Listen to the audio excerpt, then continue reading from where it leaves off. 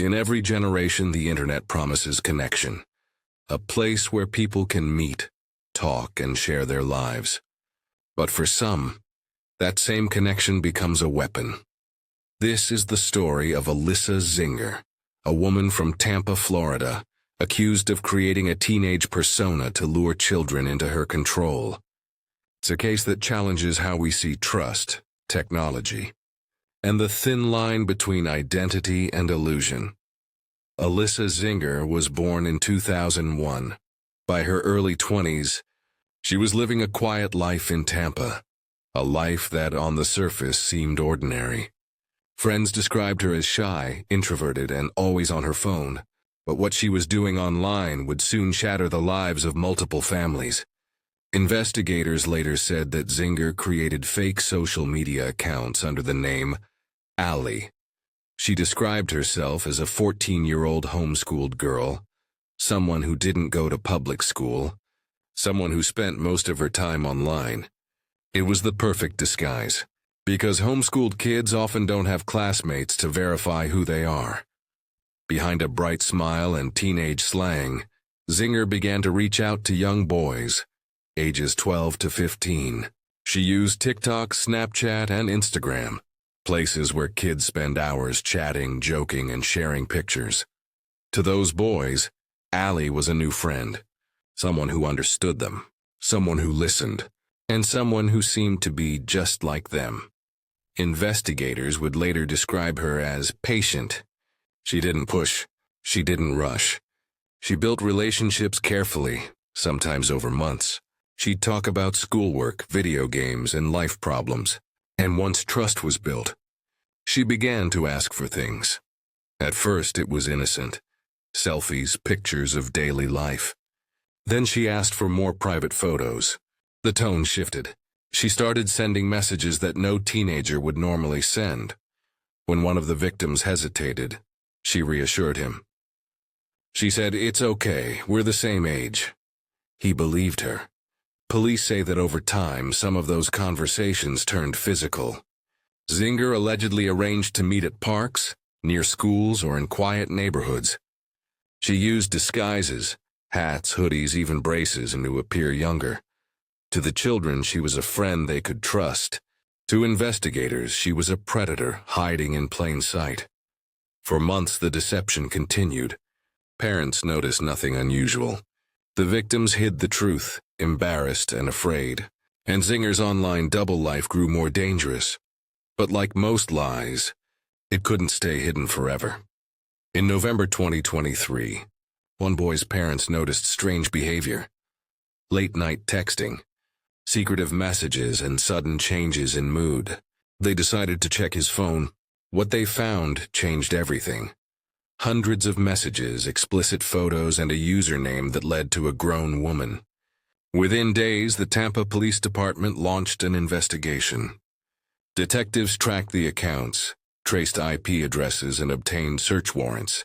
The evidence pointed to one person, Alyssa Zinger. When police arrived at her home, Zinger reportedly denied everything.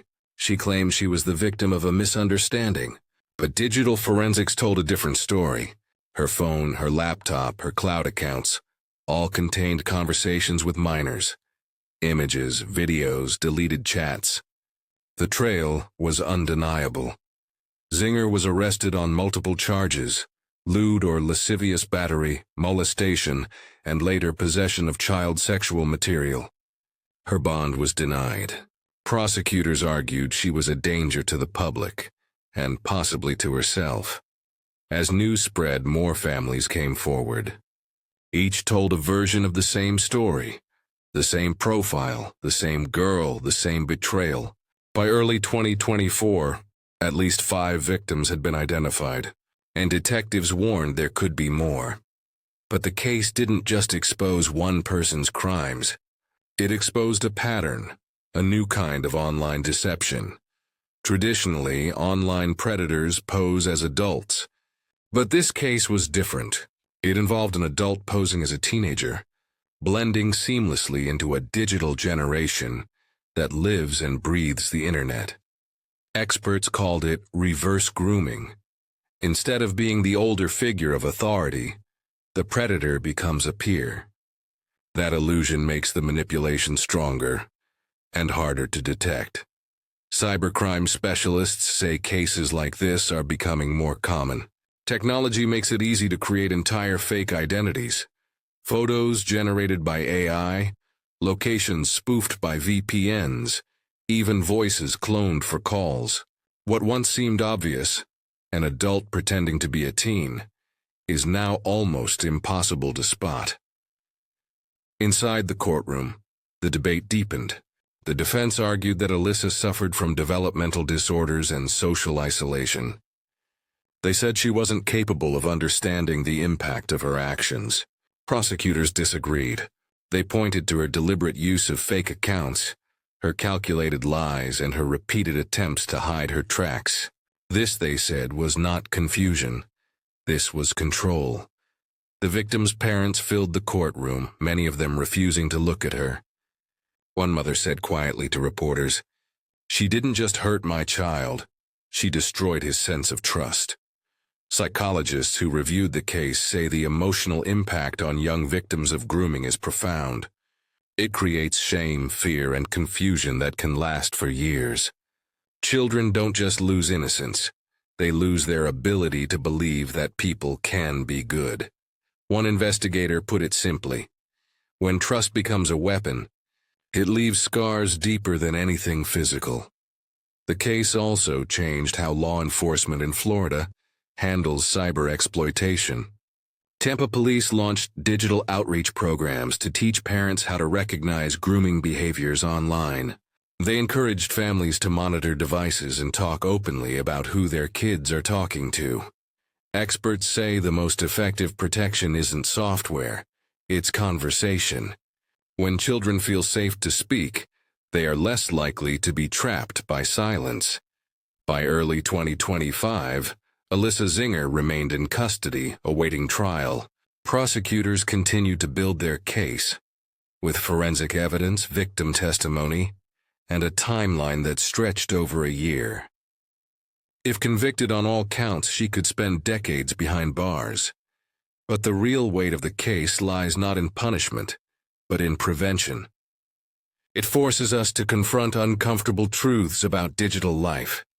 That identity can be manufactured, that lies can travel faster than truth, and that danger doesn't always look like danger. For the families involved, healing is slow. The victims are now receiving counseling. Their parents have formed support groups to help others recognize the signs of grooming. In quiet ways, they are rebuilding, learning to live again after betrayal. When asked what she would tell other parents, one mother said, "I used to think this kind of thing only happened to other people. Now I know it can happen to anyone." This story is not just about one woman. It's about an entire generation growing up in the shadow of the internet, where the line between reality and illusion is thinner than ever. Behind every username, there's a story. Behind every profile, a possibility. And behind every screen, a risk. The Alyssa Zinger case stands as a warning to all of us. To parents, to children, to anyone who believes that a screen keeps them safe. Because sometimes the face on the other side isn't who you think it is. And sometimes the greatest danger is the one that calls itself a friend. This was Behind the Mask, the Alyssa Zinger case.